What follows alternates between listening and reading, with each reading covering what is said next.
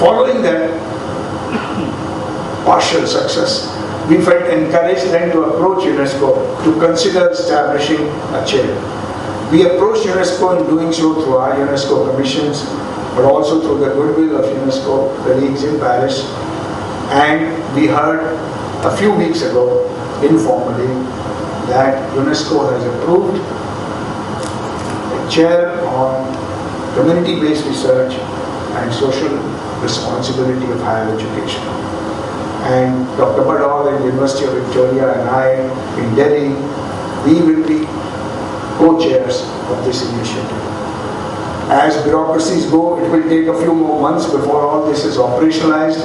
I don't have a visiting card to give you today which says UNESCO chair, but that doesn't really matter. I want to use this occasion, this conference, to invite you to look at UNESCO chair as an opportunity, as a mechanism over the next 3-4 years to recognize, as Dr. Sharifa said, to forcefully present a vision of engagement that we cherish and we feel is rooted in the future that we would like to see for all our citizens around Asia and around the world. This may include opportunities for capacity building of new researchers, but I would encourage us to think about capacity building of community leaders and civil society activists as well.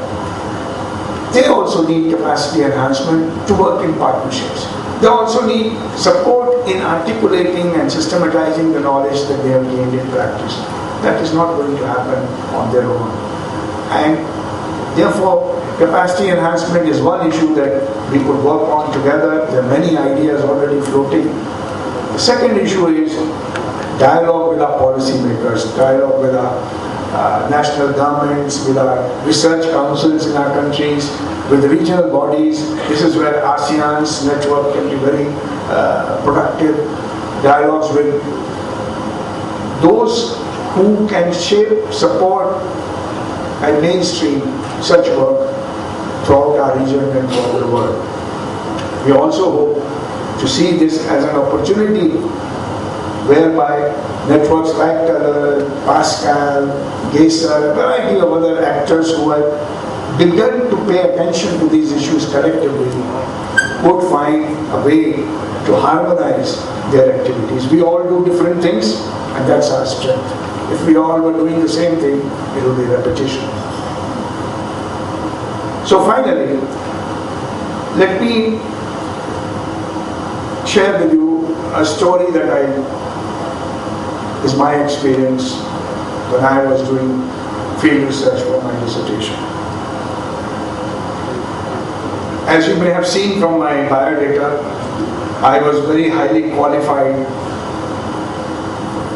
as a professional electronics engineer, MBA, doing my PhD in management, decided to understand with management lens the problems of rural poverty and development in India.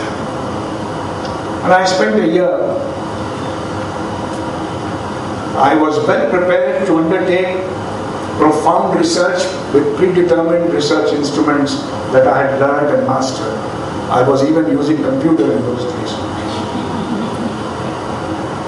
It took me precisely 1 week to figure out how ignorant I was. And those I considered as stupid because they were illiterate, how knowledgeable they were. I didn't know how to live in areas which are rural. I didn't know how agriculture took place. I didn't know how food was grown, the food that I used to feed myself and my family. And least of all, I knew that water needed to be collected, and it did not come out of taps. I was having great difficulty in unlearning a lot of things which I had taken for granted. I decided one day that I'm going to now start collecting data.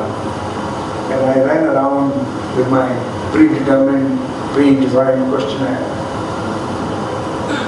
Most of the people I approached, who had already known me for a few weeks, would shy away every time I asked them questions related to my questionnaire. And I couldn't understand that till one day an elderly man sort of got hold of me and said, "Son, you look a bit disturbed." I said, "No, nobody wants to give me data." And I look, I told you I've come here for PhD. Of course I'm helping you, but if I don't do my PhD, I'll be doing my thesis. Common predicament for all of us, no? He said, yes, you're coming here for PhD, that we remember. But why is nobody giving you data? I said, look, I have this questionnaire, I've even translated local language and asked you questions. People run away and ask questions. They say they're busy, they're this, that, or something. They'll talk to me tomorrow. Nobody talks to me tomorrow. He said, okay. He said, you are living here for a few months already, a few weeks. I said, yeah. And can you see? I said, yes. Can you smell? Of course.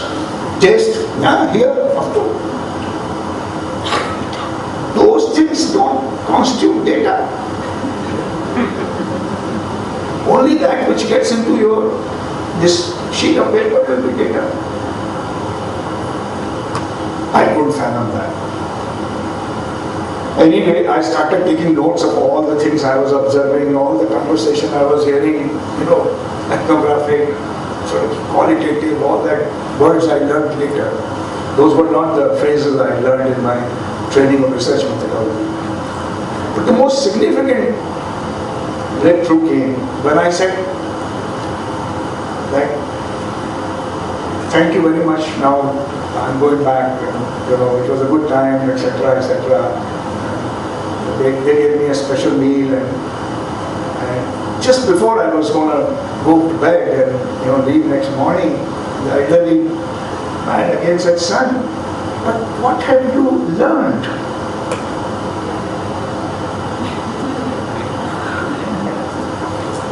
Can you share your, he didn't use the phrase findings, but that's what he meant. I said, I thought I'll write them in my thesis and submit them.